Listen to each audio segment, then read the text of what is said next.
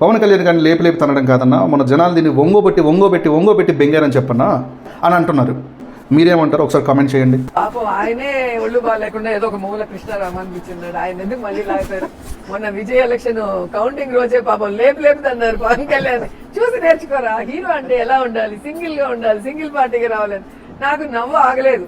ఈ వీడియోని పంపించి కొందరు పద్ధతిగా మాట్లాడాలి, విధానపరమైన విమర్శలు మాత్రమే చేయాలని కబుర్లు చెప్పకన్నా, కుక్క దగ్గరకు వస్తే కరవడానికి చెప్పుతోనే కొడతాం, కర్రతోనే కొడతాము, దాని భాషలోనే కౌంటర్ ఇవ్వాలి.